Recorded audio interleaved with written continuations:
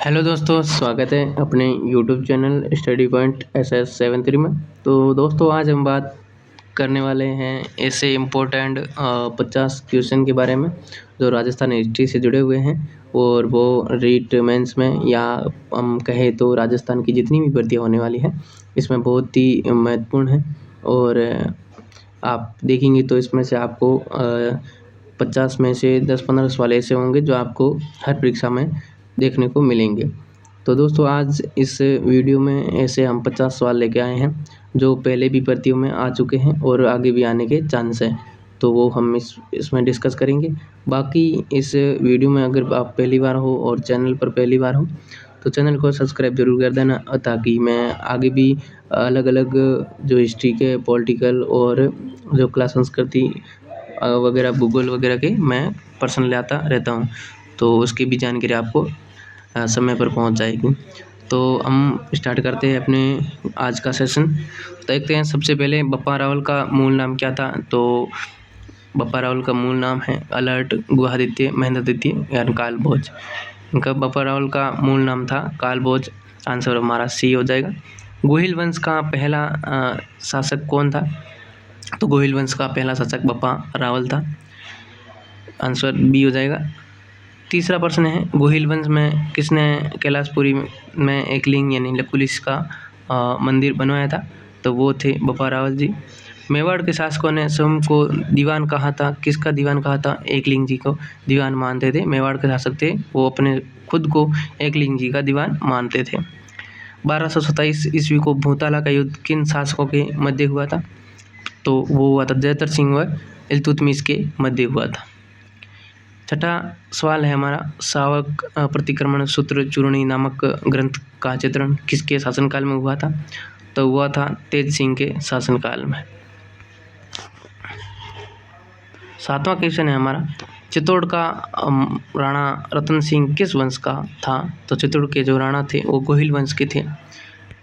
आठवां क्वेश्चन है हमारा, चित्तौड़ का पहला शाखा कब हुआ था? तो चित्तौड़ का पहला शाखा है जो 26 अगस्त 1303 को हुआ था। दूसरा नवा क्वेश्चन है हमारा, 1303 ईस्वी में चित्तौड़ विजय के बाद अलाउद्दीन ने चित्तौड़ का नया नाम क्या रखा था? तो अलाउद्दीन ने चित्तौड़ का नया नाम है वो खिरजाबाद रख दिया था। 10वां क्वेश्चन है, मेवाड़ के मुक्तिदाता किसे कहा जाता है? मेवाड़ के मुक्तिदाता है जो राणा हमीर को कहते हैं। मेवाड़ के किस शासक को विषम घाटी पंचानन की संज्ञा दी गई है? तो मेवाड़ के जो शासक है राणा हमीर, उन्हें ही मुक्तिदाता भी कहा जाता है और विषम घाटी पंचानन वगैरह की भी कहते हैं। सारंगपुर युद्ध यानी 1437 में किन राज्यों के मध्य हुआ था? तो सारंगपुर का युद्ध मेवाड़ और मालवा के मध्य हुआ था, जिसमें राणा सांगा ने सारंगपुर युद्ध के पश्चात एक विजय स्तंभ का निर्माण भी करवाया था। इसके बाद में 13वां क्वेश्चन है, कुंभा का गुजरात के साथ संघर्ष का प्रारंभिक कारण क्या था? तो वो था नागौर विवाद। 14वां क्वेश्चन है हमारा, आवल बावल की संधि किन के मध्य हुई थी? तो वो हुई थी मेवाड़ और मारवाड़ के मध्य हुई थी। 15वां क्वेश्चन है हमारा, महाराणा कुंभा द्वारा लिखित कौन सी कृतियाँ हैं? तो नीचे कोट दिए हैं, उनसे हमें देखकर मिलान करना है। तो सुधा प्रबंध और चंडी शतक, ये महाराणा कुंभा के द्वारा लिखी गई 2 पुस्तकें थी, जबकि राजवल्लभ और वस्तुमंजरी उनके जो कवि थे उनके द्वारा लिखी गई थी। 7वां क्वेश्चन है हमारा, महाराणा कुंभा द्वारा रचित ग्रंथ संगीत राज कितने कोशों में विभक्त था? तो वो 5 कोशों में विभक्त था। 18वां क्वेश्चन है हमारे पास। 17वां क्वेश्चन है, चित्तौड़ में घोसुंडी की बावड़ी का निर्माण किसने करवाया था? तो चित्तौड़ में घोसुंडी की बावड़ी का निर्माण है श्रृंगार देवी ने करवाया था।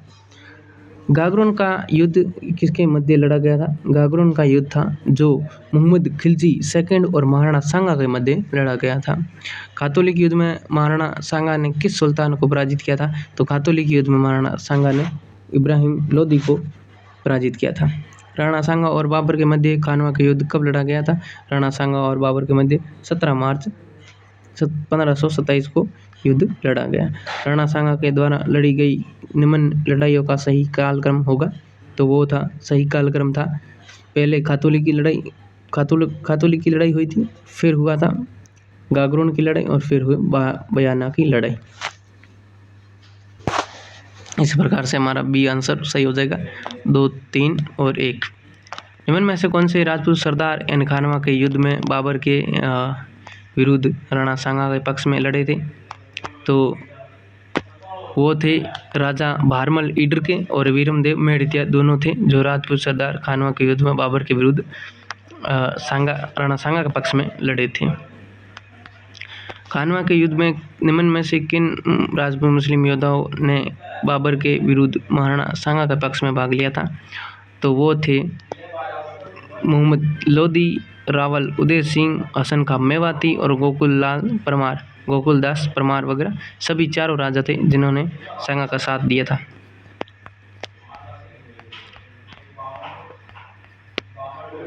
24वां प्रश्न है, किस राजपूत सरदार ने खानवा के युद्ध में राणा सांगा के घायल हो जाने के बाद उनका राज चिन्ह धारण करके युद्ध जारी रखा था? तो वो थे झाला अज्जा, जिन्होंने खानवा युद्ध में राणा सांगा के घायल होने के बाद भी उनका राज चिन्ह धारण करके और युद्ध को जारी रखा। सांगा का अंतिम अभियान था, राणा का अंतिम अभियान ईडर है या फिर ईरीच होगा, ईरीच अभियान था या मिस प्रिंट होगा इसका 25 का। और 26वां है, मेवाड़ के किस शासक को हिंदूपत के नाम से जाना जाता था? तो महाराणा सांगा थे जिन्हें हिंदूपत के नाम से जाना जाता था। शासक बनने से पहले कौन कीका के नाम से जाना जाता था? तो आप सब लोगों को पता ही महाराणा प्रताप है जो शासक बनने से पहले कीका के नाम से जाना जाता था। कीका एक आदिवासी शब्द है, नाम है, उसे इन छोटे बच्चे को कहा जाता है। महाराणा प्रताप का राज्याभिषेक सर्वप्रथम कहाँ हुआ था? तो महाराणा प्रताप का राज्याभिषेक सबसे पहले गोगुंदा में हुआ था। महाराणा प्रताप ने कितने वर्षों शासन किया था? तो महाराणा प्रताप ने 24 वर्ष शासन किया था। अकबर द्वारा महाराणा प्रताप से बातचीत हेतु भेजे गए दूत का सही क्रम क्या था? तो सबसे पहले आया था जलाल खां, और फिर आया था मान सिंह, फिर भगवंत सिंह, भगवत दास और फिर टोडरमल। इसके हिसाब से हमारा फर्स्ट आंसर ए सही हो जाएगा। हल्दीघाटी युद्ध कब लड़ा गया था? तो हल्दीघाटी का युद्ध 18 जून 1576 को लड़ा गया था। हल्दीघाटी के युद्ध में महाराणा प्रताप की भील सेना का कमांडर था। महाराणा प्रताप की भील सेना का कमांडर कौन था? तो वो था राणा कुंजा। महाराणा प्रताप के स्थान पर उनके राज चिन्ह को धारण करने वाला झाला मन्ना कहाँ का सामंत था? तो झाला मन्ना है जो बड़ी सादड़ी के सामंत थे। महाराणा प्रताप के हाथी का नाम क्या था? तो महाराणा प्रताप के हाथी का नाम है राम प्रसाद था। उसके जो अकबर ने लेने के बाद उनका राम प्रसाद से पीर प्रसाद नाम कर दिया था। हल्दीघाटी के युद्ध को किस विद्वान ने खमनोर का युद्ध कहा था? तो वो थे अबुल फजल, जिन्होंने हल्दीघाटी के युद्ध को खमनोर का युद्ध की संज्ञा दी थी। हल्दीघाटी के युद्ध को कर्नल टोड ने किस नाम से संबोधित किया था? कर्नल टोड ने मेवाड़ की थर्मोपली के नाम से संबोधित किया था। मेवाड़ मुगल संधि 1615 ईस्वी किसके मध्य में हुई थी? तो वो हुई थी किसके मध्य में? राणा अमर सिंह के मध्य में। राणा राज सिंह मेवाड़ समकालीन था। किसके समकालीन थे? राज सिंह, तो औरंगजेब के समकालीन थे। 17वीं शताब्दी के सिसोदिया यानी राठौड़ गठबंधन में मेवाड़ का शासक था। मेवाड़ का शासक उस समय महाराणा राज सिंह थे। कतिपय राजपूत शासकों की सूची नीचे दी जा रही है। इसमें कतिपय राजपूत शासकों की सूची नीचे दी गई है। इसमें प्रश्न है हमारा कि इनमें निम्न में से किन दो का चयन करें जिन्होंने मुगलों को सहयोग किया था?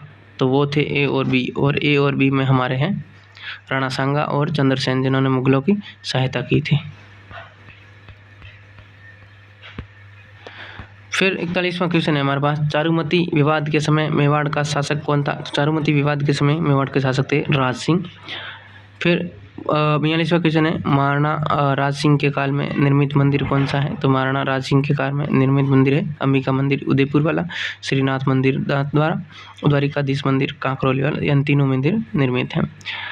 43वां क्वेश्चन है, जयसमंद झील का निर्माण किस शासक ने करवाया था? तो जयसमंद झील का निर्माण है जय सिंह ने करवाया था। 44वां क्वेश्चन है, कृष्णा कुमारी विवाद से संबंधित शासक नहीं है।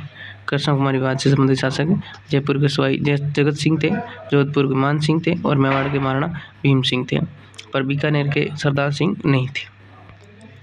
किस महाराणा ने महान महाइंद्रराज सभा की स्थापना की थी? तो वो थे सज्जन सिंह। सिसोदिया वंश का अंतिम शासक कौन था? तो सिसोदिया वंश का अंतिम शासक था भूपाल सिंह। तो दोस्तों आज के हमारे इतने ही प्रश्न थे, लगभग हम 46 क्वेश्चन हैं जो हमने क्लियर किए हैं। तो दोस्तों अगर हमारे चैनल पर पहली बार हो तो चैनल को सब्सक्राइब जरूर कर देना। बाकी मिलते हैं एक नेक्स्ट वीडियो में, तब तक के लिए धन्यवाद। जय हिंद, जय भारत। और हाँ, अगर आपको कोई भी प्रश्न में डाउट हो और कोई अगर गलत हो तो मुझे कमेंट कर सकते हैं, मैं अगली वीडियो में उसका एकदम सुधार करके नया अपडेट आपको बता दूंगा।